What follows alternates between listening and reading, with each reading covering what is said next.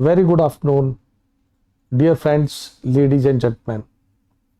Myself is Dr. Sunil Kumar Gupta, Director and Head of the Department of Hematomedical Oncology in BMT unit at Venkateshwar Cancer Hospital, Dwarka, Delhi. Greeting from my departments and my friends and colleagues on the World Lung Cancer Day. This day is started roughly in 2012 as an awareness program by the Society of Respiratory Side and the chest physician from the American side. And this year we have a theme of biomarker role in lung cancer. मैं आज आपको lung cancer के बारे में बहुत सारी बातें बताना चाहूँगा और मैं चाहूँगा कि अगर आपके मन में फिर भी कोई क्वेरीज रह जाती हैं तो आप मुझसे पूछ सकते हैं। लंग कैंसर एक हेट्रोजीनस डिजीज है। हेट्रोजीनस मींस इसकी बहुत सारी सब टाइप्स हैं और if you see the data of 2023 as per the US रफली more than 38,000 patient diagnosed by this disease and approximately mortality is reported 1,27,000. In last 1 decades, there is a increase in the 5-year survival. If you see the past, people are talking about 5-year survival is only 13%, which is increased now, especially in adenocarcinoma, 22.9%. If you see the Globocon data, 2020, 11.4% patients are suffering from lung cancer in both male and females, and 18.4% death reported in both these sex. Second most malignancy reported globally, and if you see India, where the industrial cities are there, the lung cancer is very common disease in men as well as in women. अगर आप lung cancer की बात करते हैं तो mostly this is diagnose in a late stage in India because most of the time these patients are treated by physician और by chest physician as a case of COPD, asthma, pneumonia, tuberculosis. So lung cancer we pick up in a late stage, and that's why we are saying that this is not curable. But I would like to say lung cancer is curable if pick up in an early stage, because need a multidisciplinary approach in the sense of a CTVS surgeon or a surgical oncologist role in early cancer, radiation oncologist, medical oncologist, pathologist, as well as the other supports we need during the treatment. I would like to say that lung cancer in due course of a time is having a maximum survival because of the development of new drugs like TKI, immunochemotherapies, monoclonal antibodies and biomarkers role in treatment of lung cancer. अब मैं आपको यह भी बताना चाहूँगा कि lung cancer के प्रमुख कारण क्या है।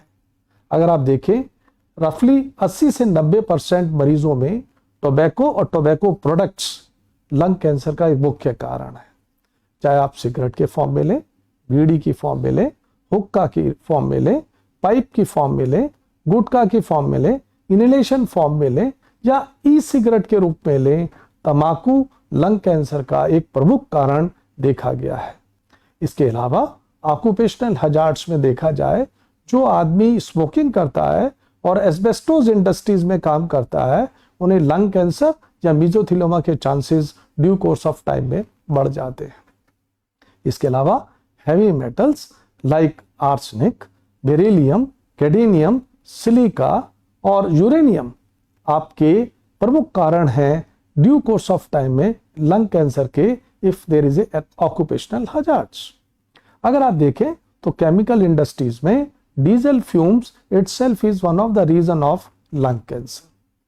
कोल fumes also causing lung cancer as a occupational hazards. दूसरी बात, अगर फर्स्ट डिग्री रिलेटिव्स को आपके लंग कैंसर है और आप हैवी स्मोकर हैं तो आपको लंग कैंसर के चांसेस बन जाते हैं। या आपके शरीर में COPD means chronic obstructive lung disease है, या आपके पास्ट में हिस्ट्री में ट्यूबरकुलोसिस है, या आप इम्यूनो कॉम्प्रोमाइज्ड हैं, या आपकी छाती को किसी भी तरह से मीन्स आपकी चेस्ट को रेडिएशन लगा है, you could be prone for a lung cancer. These are the common etiology of lung cancer. अब मैं आपको यह भी बताना चाहूंगा कि लंग कैंसर के साइन एंड सिम्टम्स बड़े डिफरेंट होते हैं। ज्यादातर मरीजों में कफ का होना, हिमोप्टिसिस मीन्स ब्लड का स्पूटम में आना, चेस्ट पेन होना, बुखार का होना, वजन कम हो जाना या ग्लैंड्स का शरीर में जिसमें नेक के अंदर ग्लैंड्स का आना कॉमन है। बट मैं आपको कुछ चीजें ऐसी बताऊंगा जो कि ट्यूबरक्लोसिस में और लंग कैंसर में एक जैसी नजर आती हैं, जो मैंने अभी आपसे डिस्कस करी। बट अगर आप देखें तो majority of time these sign and symptom mimic with tuberculosis और सीओपीडी विद चेस्ट इन्फेक्शन। आप देखें ज्यादातर मरीजों को ऐसे में physicians ATT means anti tubercular drugs चालू कर देते हैं, जो कि 1 महीने में रिस्पॉन्ड ना करे तो उसे इन्वेस्टिगेशन करना चाहिए कि आप या तो रेजिस्टेंट ट्यूबरकुलोसिस से डील कर रहे हैं या आपको कोई और कारण है और उसमें लंग कैंसर स्पेशली हो सकता है। बट कुछ फीचर्स जो लंग कैंसर के लिए बड़े स्पेसिफिक है, अब मैं उन्हें हाईलाइट करना चाहूंगा जो कि आपको समझना होगा। जिन मरीजों में आवाज में फर्क आता है, जिन्हें हॉर्सनेस ऑफ वॉइस बोलते हैं, वो भी एक रिकरेंट लैरिंजियल पाल्सी के कारण लंग कैंसर में हो सकता है। दूसरी चीज, आपके कभी कभी superior vena cava obstruction syndrome के फीचर्स होते हैं जो ट्यूबरक्लोसिस में नहीं होते। इसमें एक प्रेशर ट्यूमर का सुपीरियर वेना केवा के ऊपर होता है, उसे चेस्ट की जो नसें हैं, खून की नसें स्पेशली, वो डायलेटेड हो जाती हैं और ये शो करती हैं कि लंग कैंसर आपके लोकली एडवांस स्टेज में आ चुका है। कुछ मरीजों में जिसमें ट्यूबरक्लोसिस भी है और लंग कैंसर भी है, फेफड़े में पानी आ जाता है। यह पानी बार बार आ रहा है और टीबी की दवाओं से नहीं सूख रहा, तो लंग कैंसर का एक प्रमुख कारण हो सकता है। बहुत सारे मरीजों में देखा गया है कि सांस लेने में दिक्कत आती है, क्योंकि लंग कैंसर में अगर लंग की ट्यूब, जिन्हें हम ब्रोंकस बोलते हैं, उसमें ट्यूमर अगर ब्लॉक कर देता है तो कभी कभी सांस लेने में दिक्कत आती है और परसिस्टेंट हिमोप्टिसिस या ब्लीडिंग होती रहती है। तो इन सब का ट्रीटमेंट ट्यूबरक्लोसिस से बिल्कुल डिफरेंट है। अगर आप देखें तो ये common sign and symptom routinely tuberculosis और COPD means chronic obstructive lung disease से विद चेस्ट इन्फेक्शन से मैच करते हैं और कभी कभी इसीलिए हमारे को डायग्नोसिस करने में लंग कैंसर डिले हो जाता है। अब सवाल आता है कि आप कैसे इसे डायग्नोसिस बनाएं। लंग कैंसर का डायग्नोसिस बड़ा सिंपल है। आप एक एक्सरे चेस्ट कराएं, रूटीन ब्लड टेस्ट कराएं और ये देखें कि आपको कोई ब्लीडिंग डिसऑर्डर तो नहीं है, जिसमें पीटीआईएनआर कराते हैं, और आप कोई एंटीकोगुलेंट मींस इकोस्प्रिन या कोई भी खून की पतला करने वाली दवा ना ले रहे हो। अगर आपके एक्सरे में फ्लूइड आ रहा है तो हम उस फ्लूइड को एस्पिरेट कर सकते हैं, जिसे हम लिक्विड बायोप्सी बोलते हैं। इसमें हम मैलिग्नेंट सेल दे सकते हैं, सेल ब्लॉक बनवा सकते हैं, आईएससी कर सकते हैं, मॉलिक्यूलर डायग्नोस्टिक टेस्ट कर सकते हैं। अगर आपको लगता है कि there is a lesion in the X ray chest which is central in origin, और इसको हम सपोर्ट करवाते हैं सीटी स्कैन से। सीटी स्कैन में अगर आपको लगता है कि ये सेंट्रल लीजन है तो हम ब्रोंकोस्कोपी कर सकते हैं, और आजकल बहुत तरह की ब्रोंकियलोस्कोपी आ रही है। सेंट्रल लीजन में आप इजीली ब्रोंकोस्कोपी करके ट्रांसब्रोंकियल बायोप्सी ले सकते हैं और टिश्यू डायग्नोसिस बना सकते हैं। अगर आपको लगता है कि ये मुश्किल काम है तो आप ब्रोंकोस्कोपी की नई टेक्निक यूज कर सकते हैं और उसके थ्रू आप बाल ले सकते हैं और उसमें भी आप सेल साइटोलॉजी पॉजिटिव कर सकते हैं। अगर आपको लगता है कि पेरिफेरल लीजन है जहां पर ब्रोंकोस्कोप, रेडियल ब्रोंकोस्कोपी भी आपके बायोप्सी नहीं ले सकती, तो हम वहां इंटरवेंशनल रेडियोलॉजिस्ट की मदद लेते हैं और उसमें एक सीटी गाइडेड बायोप्सी और एक एफएनएसी करके टिश्यू डायग्नोसिस ले लेते हैं। अगर आपके टिश्यू डायग्नोसिस में आपको लगता है कैंसर आ गया है तो हम स्टेजिंग वर्कअप करते हैं कि कैंसर किस स्टेज में उस पेशेंट के शरीर में है। स्टेजिंग वर्कअप इसलिए जरूरी है कि लंग कैंसर का ट्रीटमेंट मल्टी डिसिप्लिनरी अप्रोच है। अगर आप अर्ली स्टेज लंग कैंसर की बात करते हैं तो मैं क्यूरेटिव इंटेंट ट्रीटमेंट की बात करता हूं, जिसमें सीटीवीएस सर्जन और सर्जिकल ऑन्कोलॉजिस्ट का रोल होता है, सर्जरी करके क्योर करना, और उस बायोप्सी के हिसाब से we will see the adjuvant treatment. अगर लोकली एडवांस डिजीज है, जिसे स्टेज 3B बोलते हैं, जहां सर्जन्स ऑपरेट नहीं कर सकते, वहां रेडिएशन ऑन्कोलॉजिस्ट का रोल है और मेडिकल ऑन्कोलॉजिस्ट का रोल है, और हम बोलते हैं concurrent chemo radiotherapy as a definitive treatment. जब भी मरीज स्टेज 4 में होता है, जो ब्लड के थ्रू या लिम्फेटिक के थ्रू स्प्रेड पूरे शरीर में हो जाए, जिसमें कॉमन साइट अगर आप देखें अपोजिट लंग हो सकता है, लिम्फ नोड हो सकती है, लीवर हो सकता है, एड्रिनल ग्लैंड हो सकती हैं, आपके ब्रेन में डिजीज जा सकती है, इसे स्टेज 4 कैंसर बोलते हैं।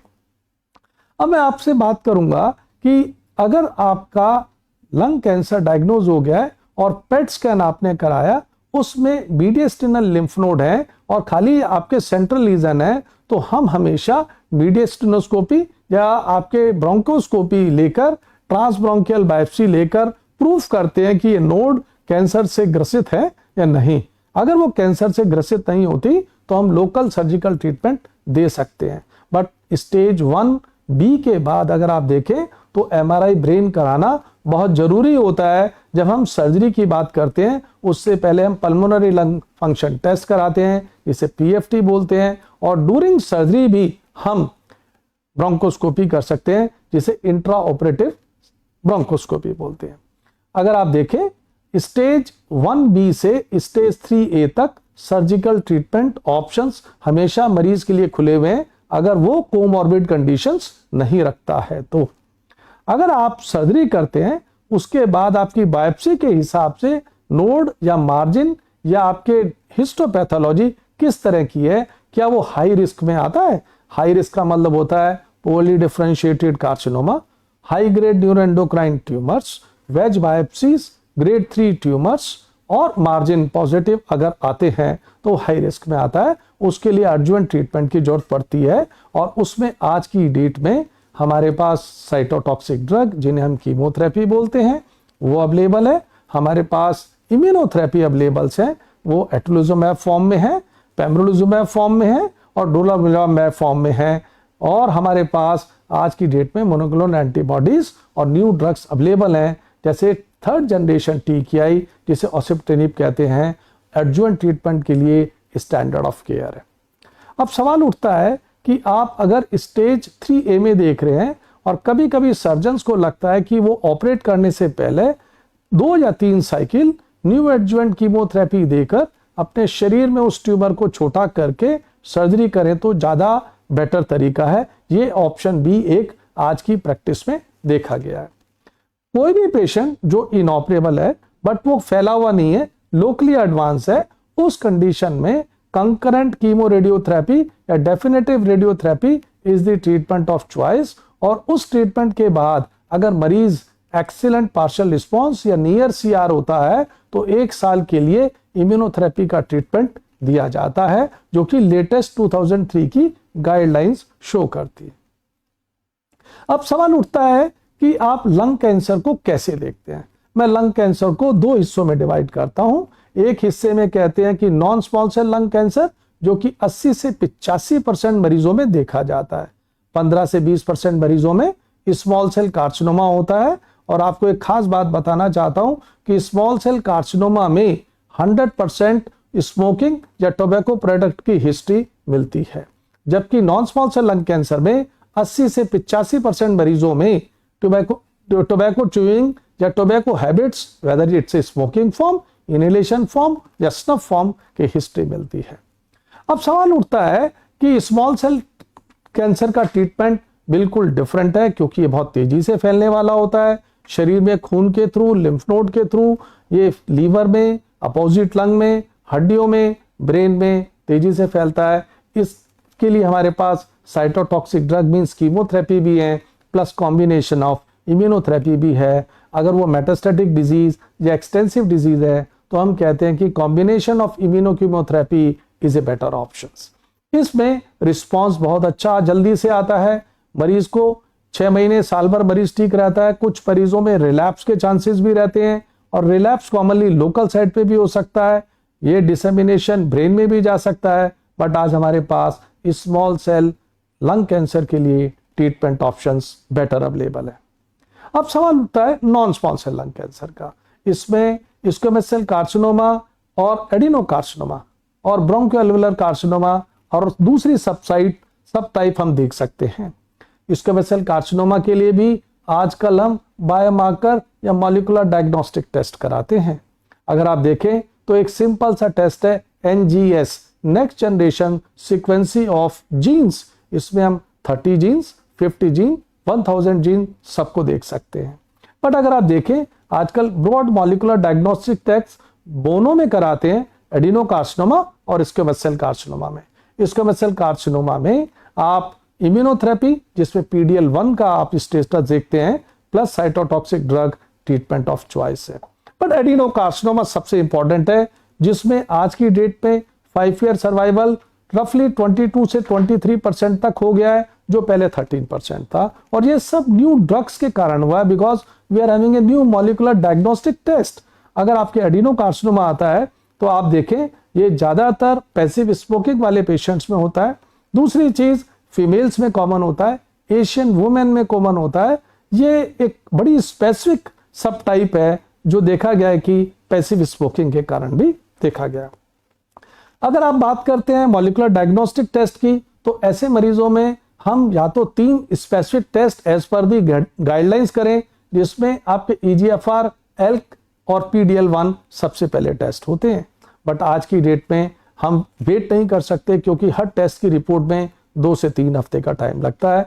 तो हम नेक्स्ट जनरेशन सीक्वेंसिंग NGS कराने की कोशिश करते हैं, या हम इन 3 टेस्ट के अलावा ROS test, BRAF test, MET test, NTKR और हर्नियो रिसेप्टर स्टडीज करते हैं, जो कि रफली 2 से 3% मरीजों की ग्रुप में प्रेजेंट करती हैं। और वो देखा गया है हम उससे स्पेसिफिक टारगेट को हिट कर सकते हैं।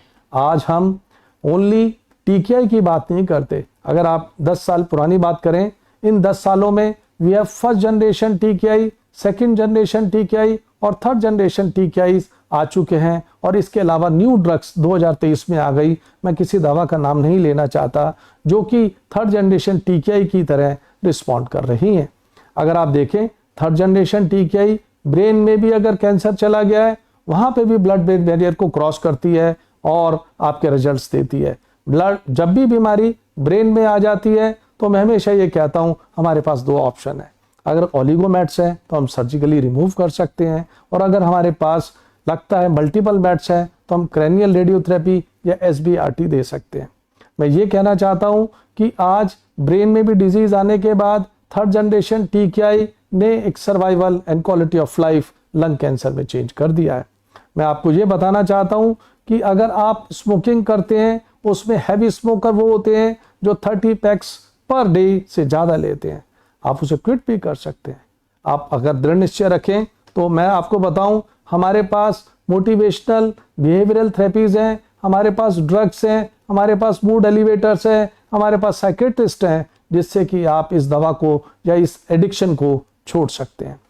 क्योंकि तंबाकू के अंदर रफली देखा जाए तो 7000 से ज़्यादा केमिकल्स हैं, उनमें से 65 to 70 substance are very very carcinogenic for lung cancer. मैं ये कहना चाहूँगा कि आज लंग कैंसर में इतना ज़्यादा रेवोल्यूशन और ट्रीटमेंट में चेंज आ गया है, जहां हम कह सकते हैं कि this is a preventable disease, because once you quit these tobacco और tobacco products, alcohol or working place you are taking precaution, we can prevent the lung cancer. And whenever you are not responding to any treatment with ATT or antibiotics within a month, we should highly investigate yourself to rule out lung cancer.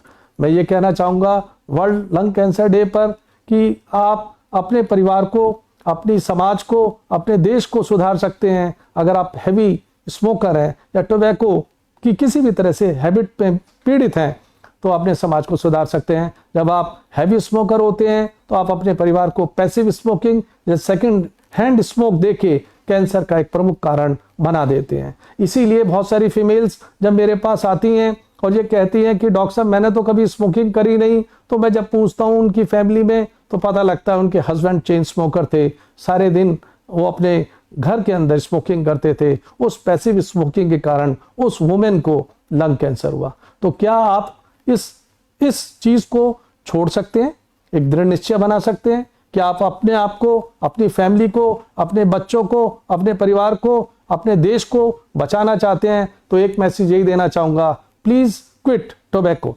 मैं ये नहीं कहता कि हिंदुस्तान में tobacco का production बंद हो जाए, बट आप अपनी लाइफ को सुधारने के लिए कहना चाहूँगा कि टोबैको प्रोडक्ट्स अगर आप लेते हैं तो उसे क्विट करें और समाज में एक मैसेज दें, you can save your family, you can save your children's, you can save your wife, you can save your whole family, you can save your society and save your country.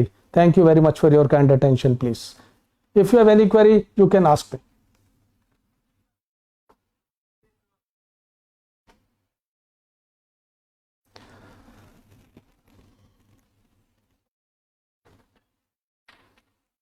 मेरे पास एक सवाल आया है विपिन वशिष्ठ का, What color is cup in the lung cancer? Routinely आप देखें, अगर lung cancer के मरीज को चेस्ट में कोई इन्फेक्शन नहीं है तो स्पूटम उसका बिल्कुल मिल्की वाइट या रूटीन आपके जैसे स्लाइवा बनता है वैसे ही आता है। बट अगर मरीज को चेस्ट में सेकेंडरी बैक्टीरियल इन्फेक्शन उस लंग कैंसर में हो गए हैं तो आपका वो कलर चेंज कर सकता है। वो ग्रीन कलर का भी हो सकता है, वो आपके येलो कलर का भी हो सकता है। अगर उसमें ब्लड आ रहा है तो उसमें ब्लड टिंच हो सकता है, फ्रैंक ब्लड आ रहा है, और अगर उसमें ब्लड रुक रुक के आ रहा है तो ब्लैक कलर का भी हो सकता है। तो स्पूटम का colour as per patient situation है कि उसे सेकेंडरी इन्फेक्शन है या उसे कोई ब्लीडिंग का एलिमेंट तो नहीं है, तो स्पूटम का कलर उसी पे डिपेंड करता है। दूसरा एक सवाल मेरे पास आया अभिजीत दत्ता का, how important in early detection and screening for lung cancer. देखिए, लंग कैंसर की स्क्रीनिंग के ऊपर अमेरिका में काफ़ी चीज़ें हुई। उन मरीजों पे करा गया जो हैवी स्मोकर थे। Heavy smoker means more than 30 PACS in a day, और ये 55 से 74 साल की उम्र में एक फेज 3 ट्रायल करा गया और उसने ये आइडेंटिफाई करा कि रफली 20% मॉर्टेलिटी लंग कैंसर की कम हो गई बाय स्क्रीनिंग वे। एक्सरे से हम वो चीज़ पिकअप नहीं कर सकते। लो डोज सीटी स्कैन एक तरीका है स्क्रीनिंग ऑफ लंग कैंसर का, बट मैं ये कहूँगा ये बड़ा एक्सपेंसिव है और आज भी स्टैंडर्ड ऑफ केयर नहीं बन पाया है। खाली हैवी स्मोकर जिनको फैमिली हिस्ट्री हो या मोर देन 30 पैक्स ले रहे हो, उसके लिए आप स्क्रीनिंग के लिए low dose CT scan plan कर सकते हैं। एक सवाल मेरे पास और आ रहा है पीयूष मलिक का, what are the common myths about lung cancer.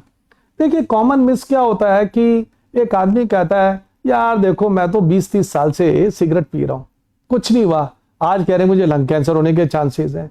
तो मैं ये कहना चाहता हूं ये क्यूमुलेटिव निकोटीन जो प्रोडक्ट है, मैंने आपको बताया तंबाकू के अंदर 7000 केमिकल्स हैं and out of that 65 to 70% are carcinogenic. वो एक दिन में कभी कैंसर नहीं करते, वो ड्यू कोर्स ऑफ टाइम में आपकी म्यूकस मेम्ब्रेन में चेंज आएगा, वो धीरे धीरे इन्वेड करेगी और आपको 3 से 4 साल बाद वो साइन एंड सिम्टम नजर आएंगे। तो मैं ये कहना चाहूंगा मैं ये कहना चाहता हूं कि अर्ली डिटेक्शन आज पॉसिबल हुआ है क्योंकि पब्लिक में अवेयरनेस हुआ, जैसे आज का प्रोग्राम हम कर रहे हैं। आप देखिए 2012 से हम ये लंग कैंसर पे अवेयरनेस प्रोग्राम ही कर रहे हैं, जिससे मैं कह सकता हूं कि आज मैं कह सकता हूं कि हम अर्ली स्टेज में कैंसर पिकअप करने लगे। जहां हम सर्जिकल रिसेक्शन की बात करते हैं जिसमें कि आपके स्लीव रिसेक्शंस, लोबेक्टमी, बाइलोबेक्टमी और न्यूमेनेक्टमी तक पॉसिबल है as per the patient general condition, lung condition, heart condition, comorbid condition. तो हम क्योर की बात कर रहे हैं, हम सर्जरी के बाद एडजुवेंट ट्रीटमेंट की बात कर रहे हैं जिसमें chemotherapy, immunotherapy, molecular antibodies and TKIs का रोल आज स्टैंडर्ड ऑफ केयर हो चुका है। एक सवाल मेरे पास और आ रहा है अभिनव रसोई से, which is the role of genetic and family history in the risk of developing lung cancer. मैंने आपको पहले ही बताया, फर्स्ट डिग्री रिलेटिव्स के अंदर अगर आपकी हिस्ट्री है किसी भी कैंसर की और आप चेन स्मोकर हैं तो आप रफली 20% ज्यादा आम आदमी के मुकाबले में प्रोन है to developing the lung cancer और एनी अदर कैंसर। जो आदमी टोबैको प्रोडक्ट लेता है उसका यह मतलब नहीं कि उसे लंग कैंसर ही होगा, उसे आपके हेड एंड नेक कैंसर हो सकता है जिसमें लिप का कैंसर, टंग का कैंसर, लैरिंग्स का कैंसर, बक्कल म्यूकोसा का कैंसर, ईसोफेगस का कैंसर, स्टमक का कैंसर, आपके बॉल कैंसर, प्रोस्टेट कैंसर और आपके बॉडी के किसी भी अंग में कोई एज बार नहीं है जो टबैको प्रोडक्ट ले रहा है या उसको किसी भी तरह की ये लंग कैंसर के अलावा बीमारी हो सकती है। इसके अलावा जो बिनाइन डिजीज हैं उसमें हार्ट का एलिमेंट हो सकता है, स्ट्रोक लग सकता है, ब्लड प्रेशर बढ़ सकता है। ऐसे मरीजों में टबैको खाली कैंसर ही नहीं, बिनाइन डिजीज भी करता है और उसकी कॉम्प्लिकेशन से मरीज में कोमॉर्बिड कंडीशन हो जाती है। जेनेटिकली ये देखा गया कि हिंदुस्तान में 5 to 10% कैंसर जेनेटिकली होते हैं, जो कि दूसरे वर्ल्ड के मुकाबले में कम है, जहां पर ये 20 से 25% तक जेनेटिकली देखा जाता है। एक सवाल आ रहा है राजेश सैनी का, how does smoking contribute to the development of lung cancer and what are the risk of associated second smoke. देखिए, मैंने आपको बड़ा क्लियर कहा कि non small cell lung cancer में 80 से 85% मरीजों में टोबैको या टोबैको प्रोडक्ट की हिस्ट्री मिलती है जब हम लंग कैंसर डायग्नोसिस करते हैं, और 100% आपके टोबैको प्रोडक्ट्स की या टोबैको लेने की, चाहे उसमें सिगरेट हो, बीड़ी हो, हुक्का हो, ई सिगरेट हो, पान मसाला हो, स्नफ फॉर्म में स्टे हो या गुटखा पान मसाला हो, सब में आपको देखा गया है कि स्मॉल सेल कैंसर में 100% टोबैको की हिस्ट्री मिलती है। मैं ये बताना चाहता हूं कि टोबैको एक मेजर कल्प्रिट है किसी भी कैंसर का, और उसमें से लंग कैंसर एक प्रमुख कारण देखा गया है। इवन अगर आपके एयर पोल्यूशन जिस सिटीज में है, जहां इंडस्ट्रियल सिटीज हैं, जैसे भोपाल की मैं आपको बताना चाहूंगा, वहां लंग कैंसर के इंसिडेंसेस आम जगहों से काफी ज्यादा हैं। मैं ये भी आपको बताना चाहूंगा कि सेकंड हैंड स्मोक बहुत डेंजरस चीज है। मैंने आपको बताया बहुत सारी महिलाएं अपने बच्चों को लेके आती हैं, 25-30 साल 40 साल का बच्चा होता है, कहती हैं डॉक्टर साहब इसने कभी ना तो कोई स्मोकिंग करी है, ना इसने कभी कोई पान मसाला खाया है, और आप कह रहे हो कि इसे फेफड़े का कैंसर हो गया या फीमेल को खुद को कैंसर हो गया। तो मैं उन्हें हमेशा ये पूछता हूं कि फैमिली में कोई आदमी स्मोकिंग करता है? तो बोलते हैं इसके पिताजी हैं, वो सारे दिन स्मोक ही करते हैं, सारे दिन घर में जब भी बैठते हैं वो हर आधे घंटे में स्मोकिंग करते हैं। तो second hand smoke is equally dangerous. उसी के कारण फीमेल्स में एडिनोकार्सिनोमा के इंसिडेंसेस ज्यादा बढ़ गए हैं, जो कि स्क्वैमस सेल कार्सिनोमा सबसे पहले 40% था, आज वही परसेंटेज एडिनोकार्सिनोमा की हो गई और स्क्वैमस सेल कार्सिनोमा कम हो गया है। जिन मरीजों में स्मोकिंग हिस्ट्री नहीं मिलती वो सेकंड स्मोक के कारण एडिनोकार्सिनोमा से सफर करते हैं। और मैंने आपको बताया एडिनोकार्सिनोमा एशियन वुमेन, फीमेल, इनमें सबसे ज्यादा कॉमन देखा गया है। हर्षिता चौधरी ने एक सवाल पूछा है, are there any new advances in the lung cancer research and treatment? Yes, definitely. अगर आप 10 साल के ट्रीटमेंट पैटर्न को देखें, जब हम कहते थे कि lung cancer survival is only 9 months to 14 months, today we are talking about a 5-year survival of 22 to 23 months in adenocarcinoma because of the new drugs, जिनमें आपके टीकेआई टायरोसिन काइनेज इनहिबिटर ड्रग्स आ गई। फर्स्ट जनरेशन टीके आज से 10-15 साल पहले आया था, जिसे जेफिटिनिब बोलते हैं, उसने एक पिक्चर चेंज कर दी थी। उन वुमेन्स में कीमोथेरेपी की कोई जरूरत नहीं थी जिन्हें EGFR म्यूटेशन एक्सॉन 19 पॉजिटिव था या 21 पॉजिटिव था, until unless resistant reported for T790 mutations. तो अगर आप देखें तो जेफिटिनिब ने जहां कोई कीमो देने की जरूरत नहीं थी, महिलाओं में मैंने बताया Asian women, female, adenocarcinoma, bronchial carcinoma, excellent response. So in last 10 सालों में हम टीकेआई के बाद सेकंड जनरेशन टीकेआई पे आए, अब थर्ड जनरेशन टीकेआई की बात कर रहे हैं जो ब्लड ब्रेन बैरियर को क्रॉस करती है, इवन इन ब्रेन मेट्स में quality of life and survival बढ़ाए हुए। मैं आपको ये भी बोलूंगा अभी न्यू थर्ड जनरेशन टीकेआई आ चुकी है। अब मैं आपको डिफरेंट टारगेट्स की बात करूंगा। पहले हम खाली एडिनोकार्सिनोमा की बात करते हैं, मैं आपको डिफरेंट टारगेट्स गिनाता हूं जो मैंने पहले बोले हैं, मैं उन्हें रिपीट कर रहा हूं। जैसे EGFR म्यूटेशन, एल्क टेस्ट, उसमें आपकी स्पेशल दवा है, PDL1 जिसमें PD1 एंड PDL1 आपके ड्रग्स हैं, जिसमें एटोलिजुमैब, पेम्ब्रोलिजुमैब, निवोलिजुमैब, डोलोजुमैब, सारी की सारी दवाइयां आ गई हैं। इसके अलावा मैं आपको बोलना चाहता हूं कि आपके हर्न्यू रिसेप्टर पॉजिटिव के लिए हमारे पास TDM1 या डोरोक्सिस्कैन करके, गोविटिकैन करके एक नई दवा आ गई है। हमारे पास NTRK टारगेट की दवा है, हमारे पास BRAF की दवा है, हमारे पास c-MET एम्प्लीफिकेशन एक्सॉन स्किप 14 की दवा है। आप देखें तो आज एडिनोकार्सिनोमा में हमारे पास कम से कम 10 टारगेट्स को हम हिट कर सकते हैं। एक simple test, next generation sequencing और special test which will take रफली 2 to 3 वीक्स टाइम। एक मेरे पास डॉक्टर वैभव अग्रवाल का क्वेश्चन आया है, does E cigarettes prevent the issue of A CA lung better than regular cigarette? देखिए एक खास बात बताता हूं, ये एक मिसकंसेप्शन, एक मिस है। जो मेरे को सवाल पूछा था व्हाट आर द मिस, सबसे बड़ा मिस ये है कि ई सिगरेट पीने से कैंसर नहीं होता या टोबैको का एक्सपोजर नहीं होता। नहीं, अगर आप एफडीए की भी बात करें, यूनाइटेड स्टेट्स में भी ई सिगरेट को एफडीए अप्रूवल नहीं है।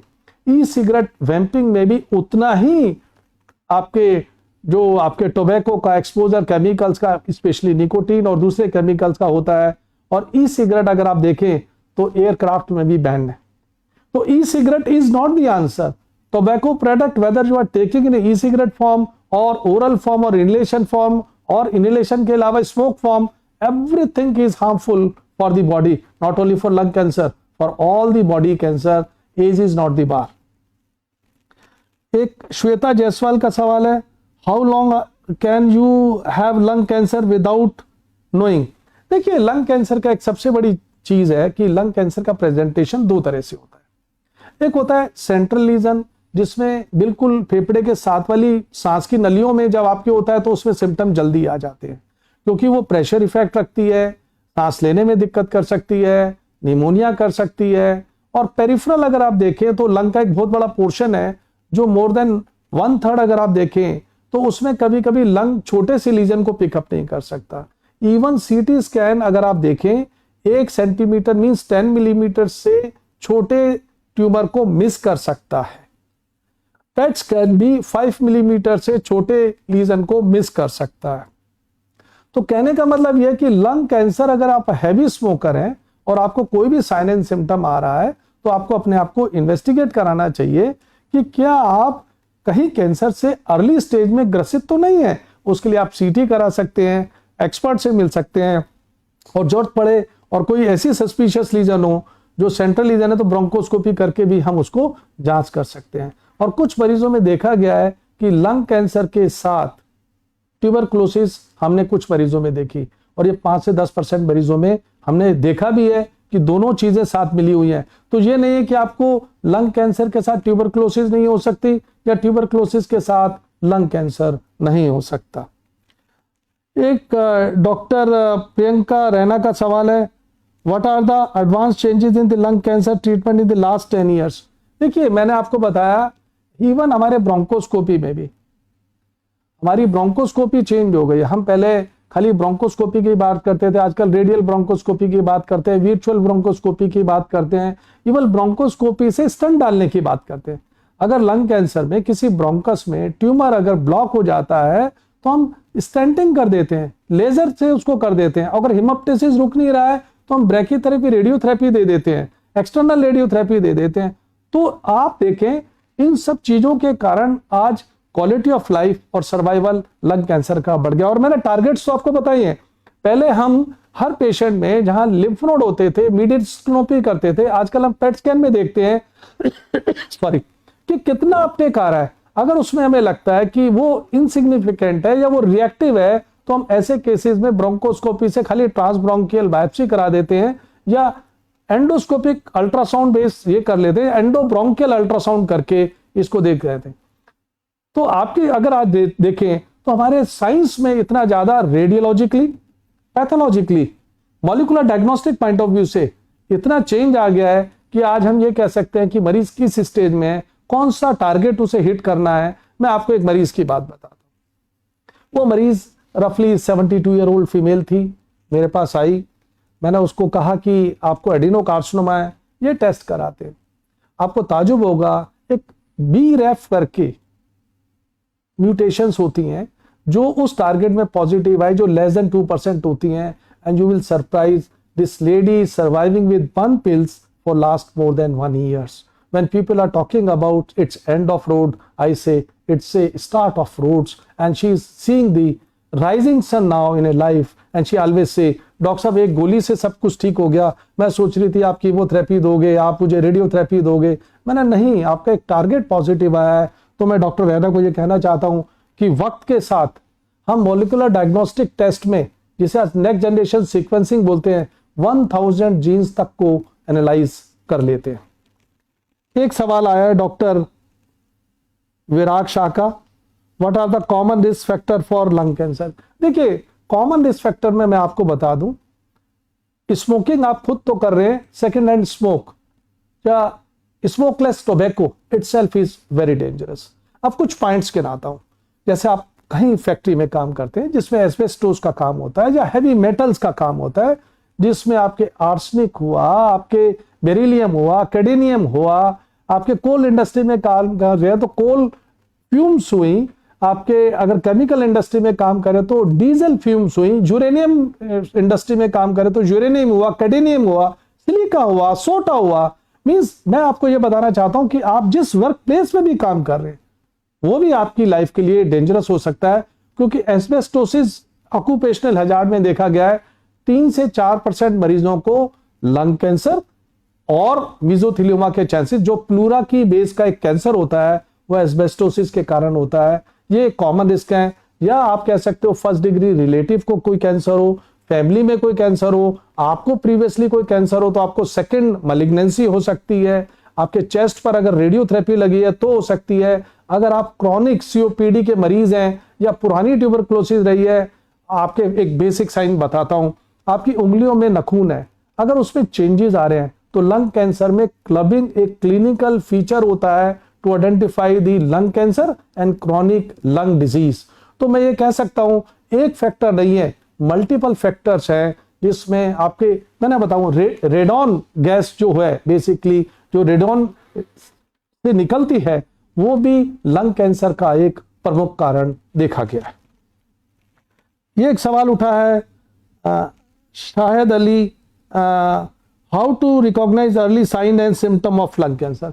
देखिए, मैं आपको बताता हूं कि शुरू में लंग कैंसर को पकड़ना इसलिए मुश्किल होता है कि ज्यादातर ये बीमारियां सीओपीडी या अस्थमा या ब्रोंकाइटिस की तरह बिहेव करती हैं। आप अगर चेन स्मोकर हैं और आपको लगता है कि आपके साइन एंड सिम्टम 15 दिन या 20 दिन से ठीक नहीं हुए, तो अपने फिजिशियन को दिखाएं, एक एक्सरे कराएं, जरूरत पड़े तो एक सीटी स्कैन कराएं and ruled out are you suffering from benign disease versus the malignant tumour. Neha Singhal का एक सवाल है, how does lung cancer impact the patient quality of life. देखिए, लंग कैंसर की एक खास बात है, मैंने आपको दो तरीके से बताया कि एक non small cell lung cancer है और एक स्मॉल सेल लंग कैंसर है।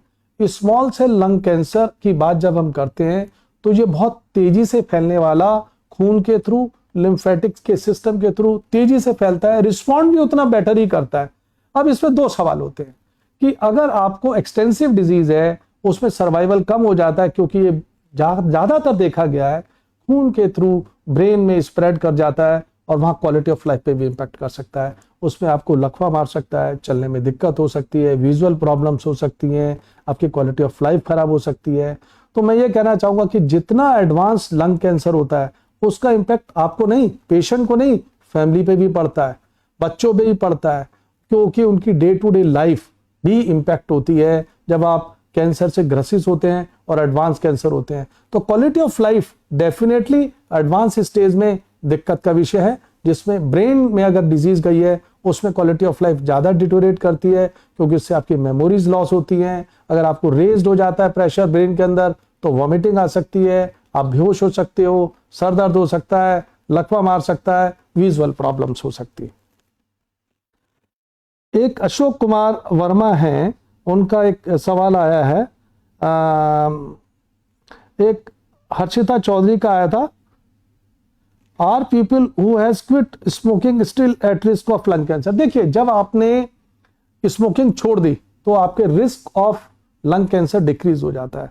मैंने आपको बताया आम आदमी के मुकाबले स्मोकर में 20% ज्यादा चांसेस हैं लंग कैंसर के। अब दूसरी चीज जो मैं आपको बताना चाहता हूं, जो बड़ी इंपॉर्टेंट है, आप स्मोकिंग को क्विट कर सकते हैं और उसमें एक मेथड नहीं है, उसमें मोटिवेशनल बिहेवियरल आपको हम एक्टिविटीज देते हैं। हमारे पास फार्माकोथेरेपीज हैं जिनमें हम nicotine patch, gums, inhaler, spray, हमारे पास बहुत सारी चीजें हैं निकोटीन से भी, कुछ ड्रग्स भी हैं, मूड एलिवेटर्स भी हैं, एंटी डिप्रेसेंट भी हैं, बट आपको एक बात बताना चाहता हूँ, जब आप क्विट करना चाहते हैं तो हमें कम से कम 12 हफ्ते का एक सारा पैकेज बनाना पड़ता है, जिसे निकोटीन रिप्लेसमेंट थेरेपी बोलते हैं। और मैं ये कह सकता हूँ कि कुछ मरीजों में मोस्टली 12 हफ्ते में सब ठीक हो जाता है, 3 महीने में, कभी कभी 6 मंथ तक लग जाते हैं। But your desire is very important that you want to quit the smoking और टोबैको प्रोडक्ट्स। आपको ये भी बताना चाहूंगा, डी एडिक्शन सेंटर बने हुए हैं और आजकल हमारे पास पैच भी आए हुए हैं। मैंने बताया ना, हमारे पास पैच, गम, लिरोंजिस, स्प्रे सब कुछ है निकोटीन रिप्लेसमेंट थेरेपी में। ये आपकी डिजायर है, आप कैसे उसे एक्सेप्ट करते हैं। देखिए एक सवाल और आया है कि how can I detect lung cancer at home. देखिए लंग कैंसर को कभी भी होम पे तो डिटेक्ट नहीं कर सकते, आप अपने डॉक्टर से मिले। अगर आपके फर्स्ट डिग्री फैमिली में किसी को कैंसर रहा है, चाहे वो लंग कैंसर ना हो, कोई भी कैंसर रहा है, और आप स्मोकिंग, अल्कोहल या ऑक्यूपेशनल हजार्ड से, मींस मैंने जो बताई आपको, किसी फैक्ट्री में काम करते हैं, तो अपने आप को मेडिकली चेक करा लेना चाहिए। routinely x-ray chest is sufficient if you are not having any symptom, but if you have a symptom not relieved by the symptomatic treatment in a month period, go for CT scan thorax if required as a screening method, and this is known as a low dose CT scan in clinical practice। एक अंजलि गुसेन का है, how to quit smoking. मैंने भी आपको बताया, आप smoking क्या दुनिया की हर चीज को छोड़ सकते हैं। मैं अपने बचपन के दिन याद करता हूं जब लोग कहते थे कि इंडिया बहुत पीछे, मैं इस बात को मानता था। और जब मैं मेडिकल साइंसेज में 80s में गया तो मुझे याद हुआ कि हमने पहला आर्यभट्ट खोला, न्यूक्लियर बम का विस्फोट करा, हमने सैटेलाइट छोड़े और आज हम चंद्रमा तक पहुंच गए और आज मंगल ग्रह की बात कर रहे हैं। तो क्विटिंग आप कर सकते हो, बट आपकी डिजायर होनी चाहिए। आप जब डिजायर रखते हो तो दुनिया में ऐसा कोई काम नहीं जो असंभव हो। आज इंडिया डेवलपिंग कंट्री से डेवलप कंट्री की तरफ जा रहा है, हर आदमी हमारी तरफ देख रहा है, क्योंकि जब हम चांद की तरफ गए तो लोगों को लगा कि इंडिया चौथा पूरा वर्ल्ड में कंट्री बन गया, मंगल ग्रह पे हम पहुंच गए, तो हम क्विटिंग क्यों नहीं कर सकते। बट हमारी डिजायर होनी चाहिए कि हम क्विट करके अपने आप को तो बचा ही रहे हैं, अपने बच्चों का भविष्य बचा रहे हैं, अपनी वाइफ का बचा रहे हैं, अपने मदर फादर का बचा रहे हैं, अपनी फैमिली में दूसरों को बचा रहे हैं, सोसाइटी को बचा रहे हैं पैसिव स्मोकिंग से। लोग पब्लिक प्लेस पे स्मोकिंग करते हैं, कहां तक डिजायरेबल है, जबकि गवर्नमेंट ने देखा जाए तो पब्लिक प्लेसेस पर स्मोकिंग को बैन कर दिया है। तो quitting is basically a desire of individual person. We have options like nicotine replacement therapy, medicine, as well as motivational behavior, antidepressant and de-addiction center to quit this। एक सवाल और आया है मेरे पास हिमांशी गुसेन का, do you cough every day with lung cancer. देखिए आपको बहुत सारी चीजें बताना चाहता हूं। बहुत सारे मरीजों को ये नहीं है कि हर एक को लंग कैंसर हो गया, हर एक मरीज को लंग कैंसर नहीं है।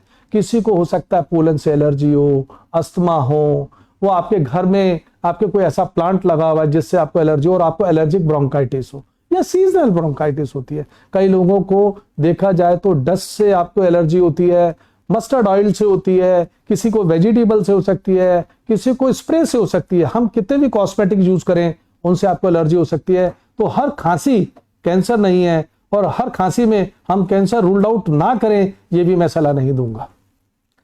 एक सवाल आया है राजीव रानू का, can no smoker get lung cancer too. Yes, 100%। अगर आप देखें हमारे यहाँ इंडिया में हम पब्लिक प्लेस पे स्मोक कर रहे हैं और बड़े आराम से कर रहे होते हैं, ट्रेन में, बस में, पब्लिक प्लेस पर, giving a second smoke to everybody. और दिल्ली का तो एटमॉस्फेयर अगर देखें तो एयर पोल्यूशन तो वैसे ही है, और हम स्मोक करके उसको और बढ़ा रहे हैं। Definitely second hand smoke, and that's why most of the female से, डॉक्टर साहब मैंने कभी कुछ नहीं करा, ये मुझे कैसे हो गया। तो मैं आपको बताना चाहता हूं, उस फीमेल को आपने पैसिव स्मोकिंग देके इनहेल कराया टोबैको को, फ्यूम्स को, और उसको एक कैंसर का कारण बना दिया in due course of time. एक भानु भदौरिया का एक है, what stage is lung cancer detected. Routinely अगर आप देखें तो लंग कैंसर को मैं कहता हूं कि वो स्टेज 3 या स्टेज 3B या स्टेज 4 में ज्यादातर डायग्नोज होता है। उसका कारण क्या है, तब तक मरीज को फेफड़े में पानी आ सकता है, ब्रोंकस ब्लॉक हो सकता है, हिमोप्टेसिस आने लग जाता है, चेस्ट में पेन होने लग जाता है, या आवाज में चेंज जब आता है, ये सबसे बड़ा एक साइन है। Hoarseness of voice, recurrent laryngeal palsy जब मरीज को आती है तो वो बोलते हैं मेरी आवाज में क्यों फर्क आ रहा है। जैसे वो जब चेक कराते तो पता लगा उसका वोकल फोल्ड पैरालिसिस हो गया। जब सिंपल एक्सरे कराते हैं तो इस तरह के मरीजों को लोकली एडवांस कैंसर बोलते हैं, अनटिलनेस वो खून के थ्रू स्प्रेड होके लीवर में, अपोजिट लंग में, बोन्स में, एड्रिनल ग्लैंड्स में या ब्रेन में ना जाए। तो मैं कह सकता हूं कि अर्ली स्टेज में स्क्रीनिंग लो डोज सीटी भी एडवाइजेबल नहीं है अनटिलनेस 55 से 74 साल की उम्र हो और वो आदमी 30 पैक्स पर डे स्मोकिंग करता हो, हाई रिस्क में आता हो, तो ही लंग कैंसर के लिए स्क्रीनिंग का प्रोग्राम बनाया गया है। इवन यूनाइटेड स्टेट्स में भी ये फर्स्ट लाइन ऑफ केयर नहीं है। एक सवाल आया है प्रियंका रैना का, डॉक्टर प्रियंका रैना पूछ रही है how much is passive smoking dangerous for getting lung cancer. मैं आपको बताता हूं उतनी ही डेंजरस है जितनी आप स्मोक कर रहे हैं, क्योंकि आपने क्या करा, जितना फेफड़े में लिया उतना बाहर छोड़ दिया। This is equally as you are smoking and not smoking. अगर आप हवा में उसी धुएं को छोड़ रहे हैं तो सेम अमाउंट ऑफ केमिकल्स और fumes you are putting in the atmosphere for other, and despite of not smoking by the other person, you are giving a smoke atmosphere to the person, and that's why second hand smoke leads to number of lung cancer in families. Abhinav रसोई का एक सवाल है, does lung cancer speed quickly. देखो मैंने बताया non small cell lung cancer उतनी fast grow नहीं करता जितनी fast small cell lung cancer करता है। दूसरा उसकी बायोप्सी के ऊपर डिपेंड करता है। अगर वो पुअरली डिफरेंशिएटेड कार्सिनोमा है तो वो तेजी से ग्रो करेगा। अगर वो वेल डिफरेंशिएटेड या मॉडरेटली डिफरेंशिएटेड है तो उसकी स्पीड कम होगी। तो पहली चीज, small cell lung cancer is a very fast growing cancer. Poorly differentiated histopathology is a fast growing lung cancer patients. तो इसमें टाइप ऑफ लंग कैंसर और उसकी हिस्टोपैथोलॉजी प्ले करती है कि उसे लंग कैंसर किस स्पीड का है और वो कितनी जल्दी से खून के थ्रू या लिम्फेटिक के थ्रू शरीर में स्प्रेड कर सकता है। If no further question, thank you very much for listening me patiently. If you have still query you can call me और you can call my hospital for any query regarding the lung cancer on lung cancer world lung cancer day which is 12th now in